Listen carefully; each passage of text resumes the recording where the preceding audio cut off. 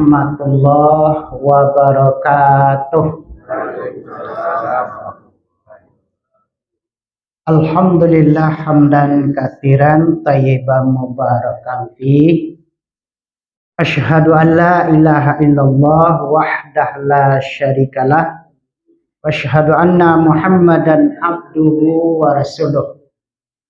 Allahumma salli wa sallim wa barik ala hadzal nabiyil karim Muhammadin wa ala alihi wa ashabihi ajmain. Qala Allah Ta'ala fil Qur'anil Karim, A'udzu billahi minasy syaithanir rajim. Bismillahirrahmanirrahim. Wa yawma tashaqqaqus samaa'u bil ghamami wa nuzzilal malaa'ikatu tanzila. Al mulku yawma idzinil haqqu lirrahman wa kana yawman 'alal kafirina 'asira. Wa yawma ya'addu adh-dhalimu 'ala yadayhi yaqulu ya laitani ittakhadhtu ma'ar rasuli sabila. Ya wailata laitani lam attakhidh fulanan khalila. Laqad adallani 'anidh dhikri ba'da idh ja'ani wa kana asy-syaitanu lil insani khadula. Surat Al-Furqan ayat 25 sampai ayat 29.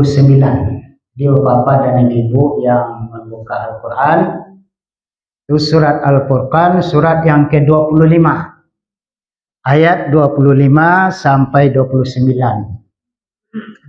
Kalau diberi judul penyesalan orang-orang yang salah memilih teman. Di penyesalan orang-orang yang salah memilih teman. Mari kita perhatikan ayat ini.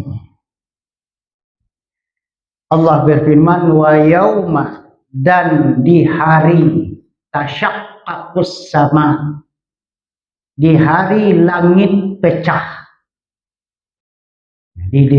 Atau di hari pecah langitnya. Di berbagai terjemahan ada yang mengatakan di hari langit hancur. Di bahasa tasyaqqaqu itu dalam surat lain ada nama suratnya insyiqaq. Insyiqaq. Idza samaa'un syaqqat wa adinat li rabbiha wa huqqat. Apabila langit pecah. Di gambaran langit pecah. Itu kalau mungkin kalau sampai kini tamu mungkin ya, kalau ibarat langit itu dipahami sebagai langit yang pecah. Itu mungkin diantaranya itu langit antara kita dengan matahari itu kan ada yang menyaring cahaya sinar matahari. Ada ozon namanya Pak ya. Itu mungkin itu sudah pecahnya luar biasa. Itu diantara pasti tidak. Tetapi nan jale dawa dan harus saya yakini pecah langit dalam ayat ini sesuatu yang sangat hebat, sangat dahsyat dan mengerikan. Kenapa? Karena itu peristiwa hari kiamat. Lalu oleh Allah dijelaskan bil ghamam, pecahnya itu kemudian mengeluarkan semacam kabut, awan. Keluarlah kabut atau awan. Itu artinya apa? Dengan pecahnya mungkin terbakar. Itu keluarlah. Kemudian wa nuzzilal malaikah. Jadi diturunkanlah malaikat itu tanzila. Jadi kalau ada kalimat nuzila nazlat, daraba darban misalnya. Itu penekanan bahwa turun malaikat itu benar-benar menjadi nyata itu. Jadi nyata di mata, nyata kalau dulu kalau turun malaikat ke awak misalnya untuk mencabut nyawa awak, nyatanya di awak surangnya. Kan itu nyatanya di awak surang. Di orang lain dah nampak dah. Turun malaikat Jibril ke Nabi Muhammad, nyatanya dari Nabi Muhammad saja. Yang lain kan tidak nampak. Tapi ketika itu turun ketika hari kiamat itu nyatanya nampak. Kan dahsyat itu. Nampak. Karena perubahan penglihatan oleh Allah tidak sama dengan perubahan kita sekarang. Diturunlah malaikat itu bergelombang apa itu. Tentu dengan tugas-tugas yang telah ditetapkan oleh Allah. Lalu al-mulku yauma idzinil haqqil rahman. Kekuasaan. Jadi al-mulku semua kekuasaan, semua raja, kerajaan, semua kekuasaan di hari itu al-haq adalah benar dan itu milik ar-Rahman, Allah yang maha penyayang, pengasih, Allah yang maha pemurah. Maka baituna Allah begitu Allah menyatakan karena ketika itu hari terjadi seorang raja tidak lagi merasa dirinya raja. Seorang presiden di hari itu tidak merasa presidennya hilang. Bahkan mungkin dah seorang menteri tidak merasa menterinya habis semuanya. Kekuasaannya itu al-mulk, rasa berkuasanya hilang. Nah, itu kekuasaan yang mutlak itu Ar-Rahman. Itu dia Allah yang maha pemurah. Jadi tidak ada lagi yang merasa dia lebih tinggi, merasa dia lebih mulia di hari itu. Benar-benar itu dirasakan. Kekuasaan itu kembali kepada yang pemiliknya, Ar-Rahman. Kemudian, wa kana yauman 'alal kafirina asira. Dan hari itu atas orang-orang kafir atau sesuatu yang asira itu sesuatu yang sangat sulit. Di hari itu bagi orang-orang kafir itu amat sangat sulit, amat sangat sukar. Apapun yang dilakukan kesukaran yang dihadapi. Kalau mafhum mukhalafahnya, kalau ayat ini Bapak dan Ibu, itu kan bagi orang kafir. Bagi orang beriman hari itu tidak susah, kan itu artinya. Bagi orang beriman begitu dahsyatnya kiamat, begitu hebatnya kejadian, hanya yang susah di hari itu hanyalah orang kafir. Yang sengsara di hari itu hanyalah orang kafir. Sementara orang-orang beriman, karena dia sudah siap sejak dari dunia, maka dia diberi kemudahan-kemudahan. Nah, lalu baru kita bertemu dengan mulai tadi yang kepada judul. Wa yauma ya'addu zalimin. Di hari itu, ini kata Allah, di hari itu ya'addu zalimin zalimu ala yadayh. Di hari itu orang zalim menggigit tangan itu. Dia menggigil, bawa orang ketakutan maka menggigil Pak. Bawa orang ketakutan menggigilnya. Sambil menggigit tangan itu. Jadi bahasanya bahasa pengalaman kan itu, bahasa pengalaman di dunia dibahasakan sebenarnya kan lebih dasar itu. Tapi untuk merasakan orang di hari itu orang zalim menggigit tangannya. Kenapa digigit tangan? Orang menggigit tangan itu biasanya kan lambang penyesalan ya Pak ya. Kan itu, lambang penyesalan, lambang ketakutan, lambang kekhawatiran, hanya gigit tangannya. Di samping menggigit. Lalu kata Allah selanjutnya, yaqul, orang-orang tadi itu berkata, keceknya, kata orang-orang yang zalim ini, ya laitani takhattu ma'ar rasuli sabila. Wahai malang aku. Jadi bahasa ya laitani ini bahasa penyesalan. Bahasa penyesalan, wahai malangnya aku. Kenapa aku tidak mengambil? Bekama artinya malang aku. Aku dahulu tidak mengambil jalan bersama Rasul. Jadi malang, wahai malangnya aku. Aku tidak mengambil jalan bersama Rasul. Penyesalan itu. Lalu kemudian ya wailata laitani, makin kalimatnya ya wailata laitani, tambah lagi wahai malang, malang benar satu. Maka itu malang, sungguh malang aku. Itu bahasa mungkin yang mendekati maknanya itu. Wahai sungguh malang, malangnya aku. Limat takhid fulanan khalilan. Mengapa aku dahulu menjadikan si fulan? Jadi bahasa Al-Qur'annya sekali ini. Mengapa aku dahulu menjadikan si fulan menjadi khalil, teman setia, teman akrab. Itu penyesalan. Kenapa aku dahulu menjadikan si fulan? Enggak disebutkan namanya si fulan siapa. Si fulan itu sesuai dengan setiap orang yang menyesal, tentu si anu yang diambilnya teman. Ternyata teman ini, intinya teman itu kata ayat ini, laqad adallani, sungguh dia telah menyesatkanku, anni dzikri, dari peringatan Al-Quran. Sesudah datang peringatan itu kepadaku, wa kana syaitan, dan adalah syaitan bagi manusia. Kalau khadula kok bisa pertama berarti adalah setan itu bagi manusia sebagai apa namanya? Sebagai yang selalu membuat manusia itu gagal. Jadi selalu membuat itu tidak bisa. Setuju misalnya ada keinginan awak kini ke solat berjamaah. Kau contoh ya. Ada orang-orang misalnya selama punya tidak pernah solat berjamaah, nyarian solat berjamaah punya rancang. Pahala gadang lo. Ada tekadnya Pak untuk solat berjamaah. Setan tak senang hatinya, digagalkan tuh keinginan tadi itu. Khadula namanya. Pak kadang-kadang ada punya tekad tuh Pak. Hamba besok tak bersedekah, misalnya kan itu. Lalu oleh setan itu tidak digagalkan itu. Itu contoh khadula. Yang kedua bisa bermakna khadula ini adalah setan itu selalu membuat manusia itu ke arah kecelakaan, ke arah kebinasaan. Ladi nampak jalanan elok, tapi jalan elok kok kemudian nyubuh jadikan buruk.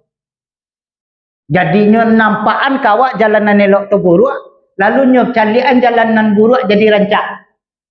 Contohnya kan dalam ayat Asy-syaitan ya'idukumul faqra. Setan itu menjanjikan kemiskinan. Akan itu kata Al-Quran. Dan menyuruh kepada kekejian. Setan itu menjanjikan kemiskinan dan menyuruh kepada kekejian. Apa maksudnya? Misalnya, kalau engkau bersedekah, engkau rugi. Misalnya, engkau rugi, uangmu habis, miskin kamu. Kalau kamu masukkan anak kamu ke sekolah agama, anakmu tidak akan dapat pekerjaan. Itu janji setan tuh, kan itu. Kalau kamu rajin salat tiap waktu berjamaah, waktumu habis. Kerjamu tinggal, kan itu.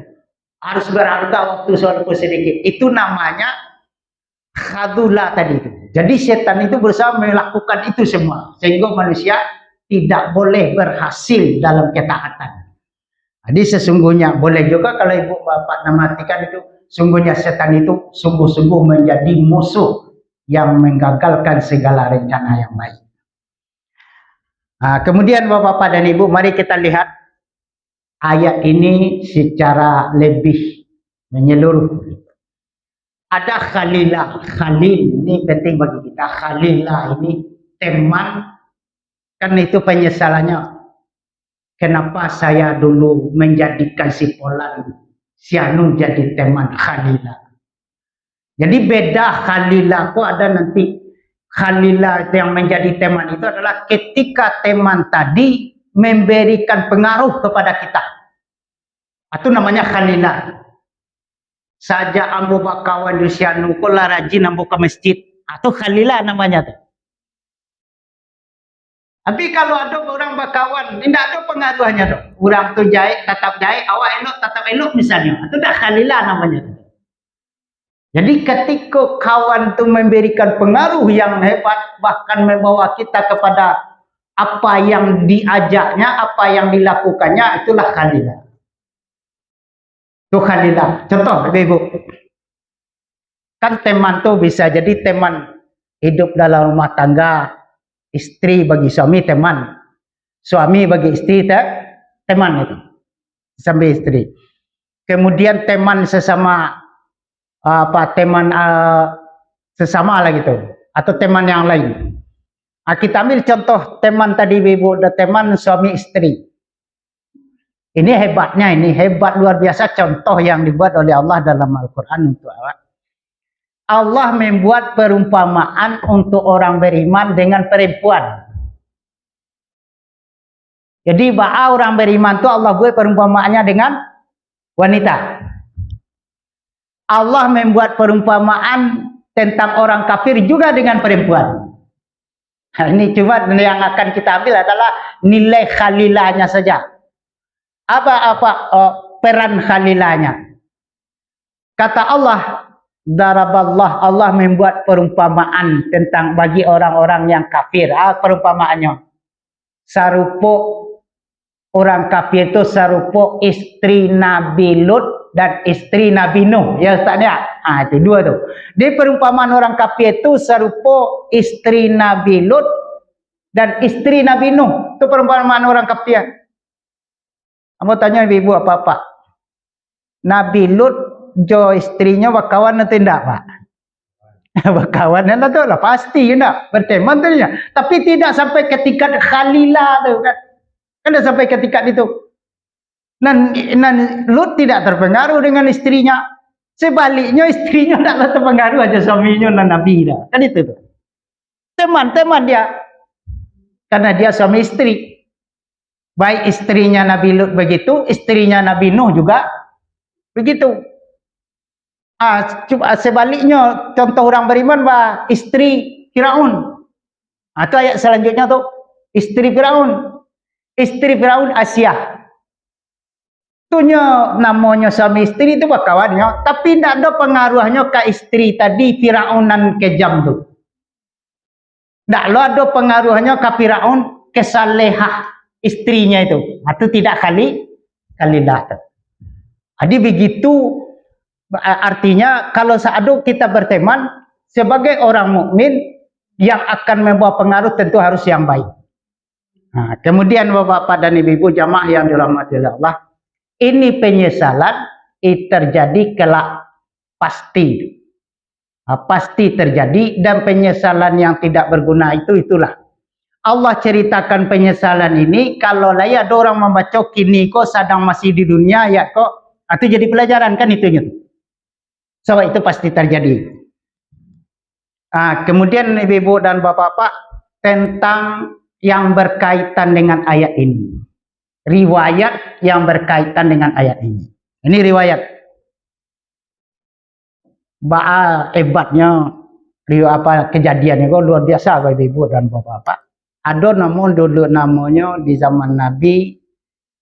Ini sebelumnya orang kok tidak masuk Islam, bahkan tidak pernah masuk Islam kemudian. Namanya Uqbah bin Abi Mu'ayth. Uqbah bin Abi Mu'ayth. Di Uqbah bin Abi Mu'ayth kok orang elok. Kalau menurut pandang Nabi orang kok jiwanya baik. Baiknya nyocoklah bertukar pikiran je Nabi. Walaupun yang masuk Islam, tidak Islam, orang ko seringlah berbincang-bincang dengan Nabi, bertukar pikiran, berdialog, serupa pergaulan yang baik dengan Nabi. Di satu kali Uqbah inginlah membawa Nabi ke rumah. Ya Muhammad, hanya kan ketika talun ya Rasul karena dia belum Islam. Engkau jadilah untukku sebagai tamu di rumahku, kami itu kecil Uqbah. Dan makan masakanku atau makananku. Nabi tentu karena merasa ini sahabat, sering bertemu, berdialog dengan baik. Nabi baik. Nabi datang ke rumahnya. Sampai di rumah tuh, Uqbah kau nyusia Allah makanan. Tentu makan yang beda, makan lama. Lalu disuruh Nabi makan. Nanti jadi kecek Nabi. Kau kan Nabi cinta Nabi ini beda ya. Rasa sayang Nabi, rasa cinta Nabi ke sahabat, kalau bisa nanya khalilah tu terwujud kan itu.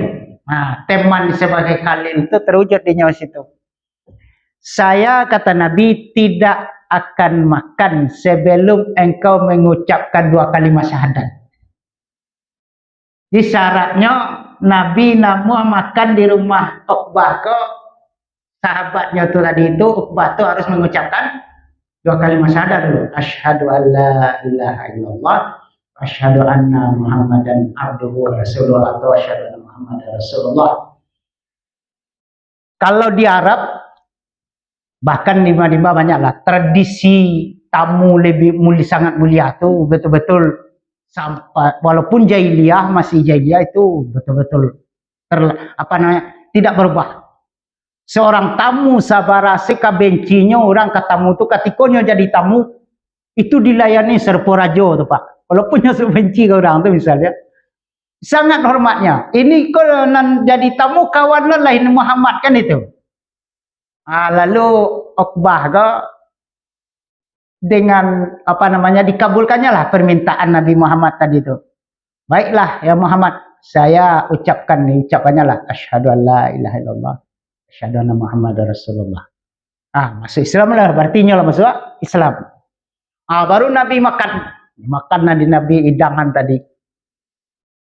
Selesai kemudian pulanglah Nabi, kemudian berjalan waktu beberapa waktulah, berhari-hari lah, berapa hari kemudian Uqbah kok batamu jo kawan lamonyo. Kawan lamo ko tanya to sangat benci dengan Nabi. Kawan lamonyo ko sangat benci dengan Nabi, namanya Ubay bin Khalaf. Itu terkenal tuh. Ubay bin Khalaf ko pengusaha, pedagang sukses. Jadi Ubay bin Khalaf ko sangat benci dengan Nabi. Menjadi kawannya siapa tadi? Kawan si Uqbah. Ketika basuh batamu tu nya cari tuan lah. Barasoinyo Allah masuk Islam. Nyo cari tuan barasoinyo Allah masuk Islam. Inyo lah mengakui Allah dan Rasul, sudah bersyahadat. Saat itulah Ubay ko naik darahnya. Berangnya kasih Uqbah ko. Batuka sekali wajahnya, di berangnya kasih Uqbah tu. Nyo caci lah tu. Nyo caci siapa Uqbah ko. Nyo hina. Sampai nyo ancam. Ancamannya kalau ndak babalik ke agama nenek moyang awak, saya nanti dipegang oleh nenek moyang awak, engkau wahai Uqbah dikeluarkan dari suku Quraisy. Tak diakui oleh sebagai suku Quraisy. Jadi begitu ancamannya sampai dilapehannya dari ikatan suku Quraisy. Cameh lah si Uqbah ko, camehnya. Jadi agak lain lo mental lamah balo mental si Uqbah. Camehnya, makin takutnya. Camehnya tadi keceknya ke siapa kok kasih Ubay ko. Lalu caranya ambok ini ligo. Habis batu, habis bahasa. Bagaimana saya sekarang ini baiknya ini? Inilah kata. Bagaimana saya sekarang harus baiknya ini? Kata si Ubay ko, saya tidak akan senang kepada engkau sampai engkau turut Muhammad itu. Engkau cari Muhammad itu. Lalu engkau caci Muhammad itu. Dan engkau ludahi mukanya. Para kejam dapat tahu. Cari Muhammad itu. Caci makinya. Celanya secela-celanya. Cacinya secaci. Lalu ludahi mukanya. Baru sanang hati ambo. Kecik si Ubay kok. Ubay bin Khalaf kok. Aiko ko si Uqbah ko kelemahan mentalnya ndak berpikir panjangnya do yo cari Nabi Muhammad yo cari pailahnya mencari basuwola di si Uqbah ko Nabi Muhammad di Darun Nadwah.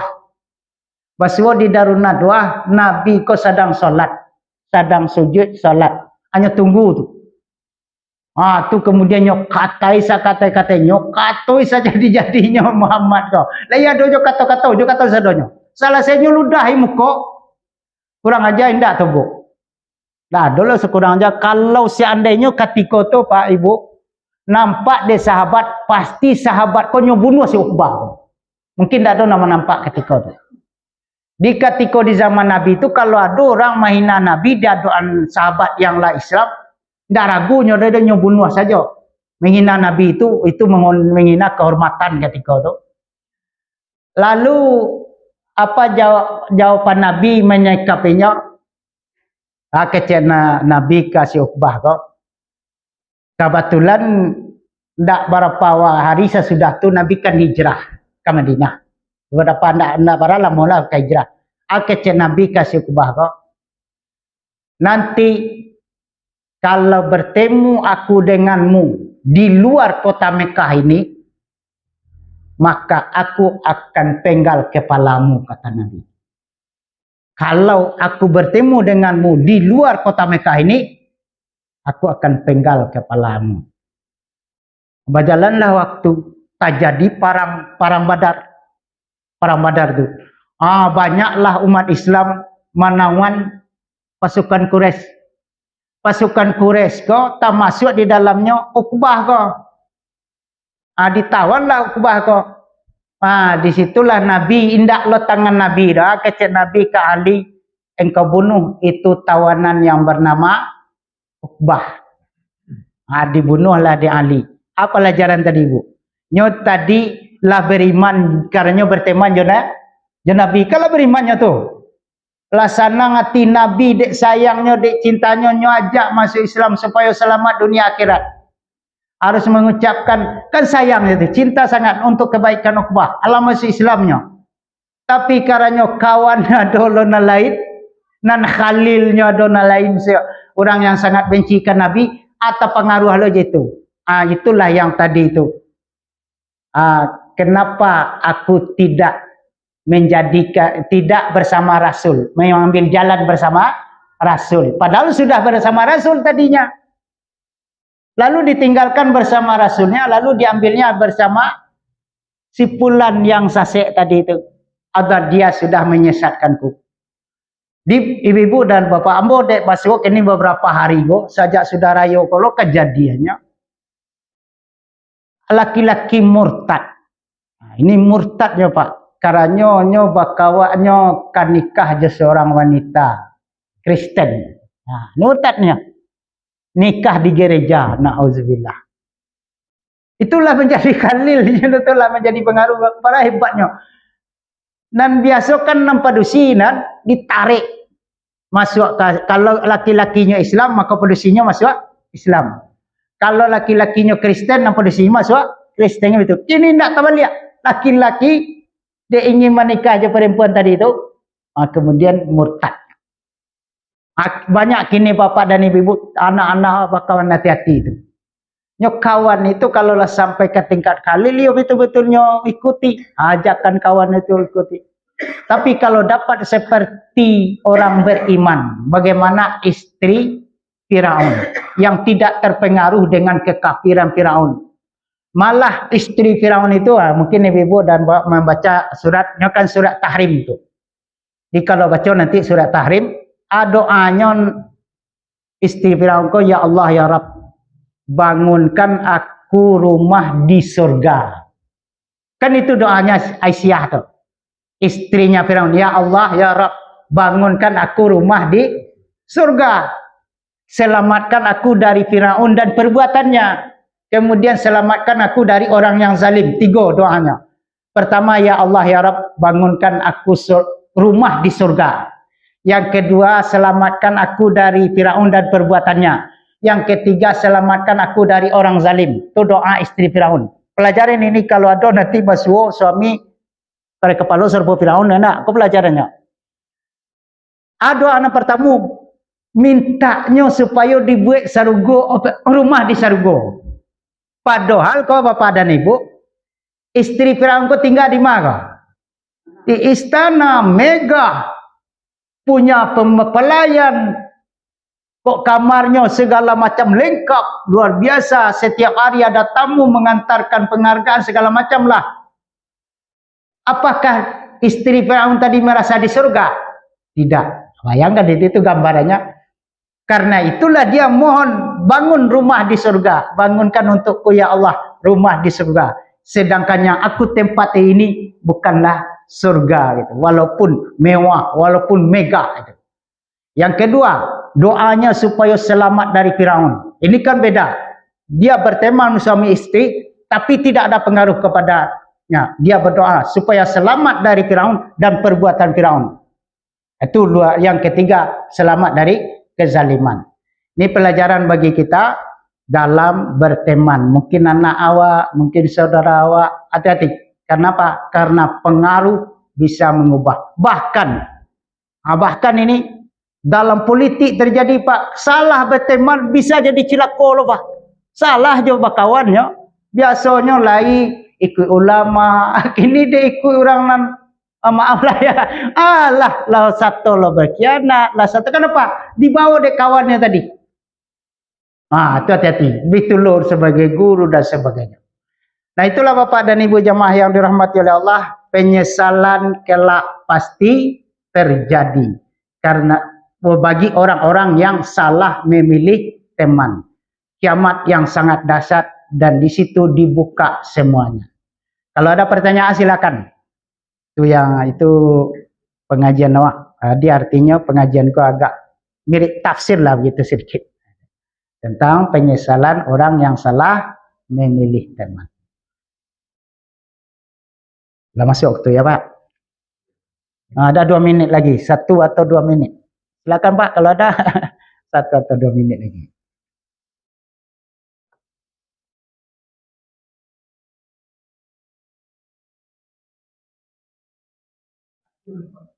Lah ya Pak ya. Diam saudara. Pak apa Bu? Alah ya itu ya Bu ya. Ada ambo tertarang tidak mengetahui namanya Pak Bu. Tapi insya Allah ambo cari kalau ada ketemu. Awak dekat tiko membaca itu bukan namanya yang penting kan itu. Tapi nanti insya Allah kalau lebih panjang umur ambo cari namanya siapa ya insya Allah. Tapi kini anda tidak tahu nih Bu namanya. Itu lo istri Nabi Lut. Sebenarnya kan ada namanya tuh. Nah itu betul-betul tidak ada perhatian untuk nama itu. Di mau Bu ya, insya Allah kalau ada waktu nanti ambo jadian nama istri Nabi Lut dan nama istri Nabi Nuh. Iya. Namanya siapa? Nah kalau istri Firaun mah sudah terkenal ya nak? Asia. Kalau istri Pak, iya Pak.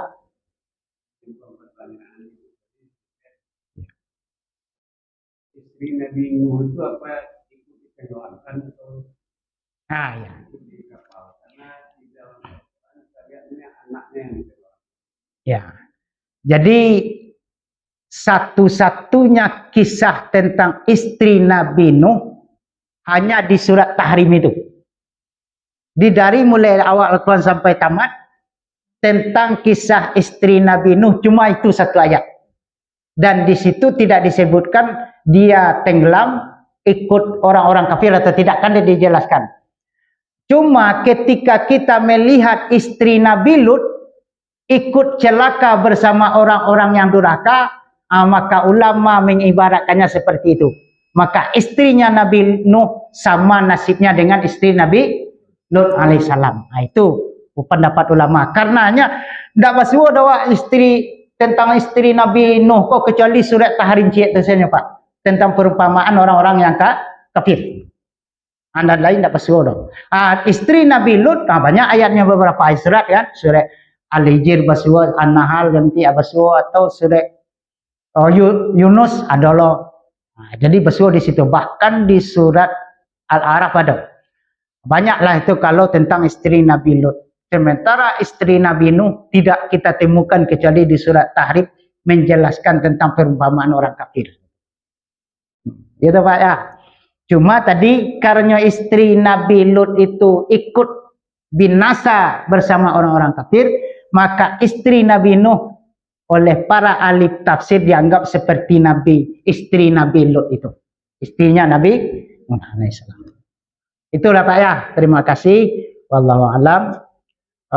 Ditutup dengan zikir majelis kita. Subhanakallahumma rabbi wa bihamdika asyhadu an la ilaha illa anta astaghfiruka wa atubu ilaik.